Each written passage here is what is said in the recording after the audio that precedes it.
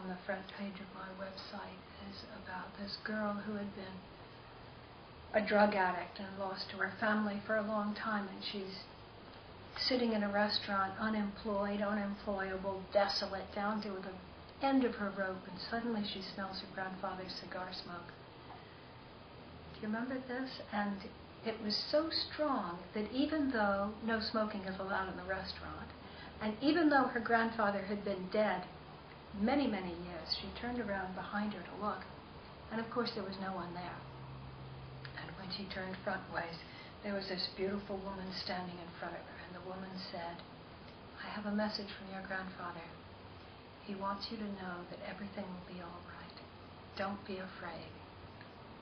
In a few months, you're going to meet a wonderful man, and you will marry him, and everything is going to work out fine. Don't be afraid."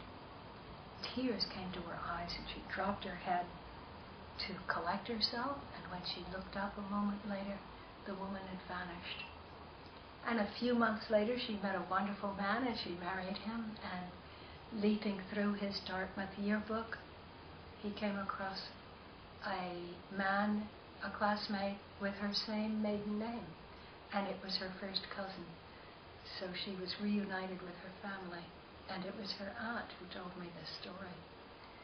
I love the story because it has 4 elements, and rarely do I find all 4 in one single story.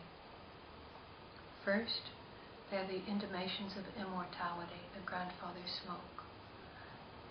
And then there's an angel, and the angel says just what angels always say: fear not, don't be afraid.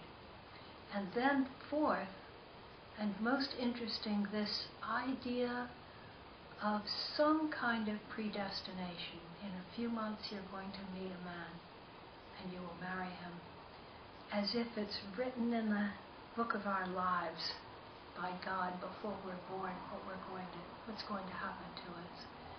And on the other hand, I totally believe in free will. We have huge choice in how we accept our lives and how we accept the grace of God in our lives, God's grace, these moments. She could have simply ignored all of that and gone ahead being afraid, I suppose. And maybe none of it would have happened. I don't know. It's an intriguing story. I think about it a lot.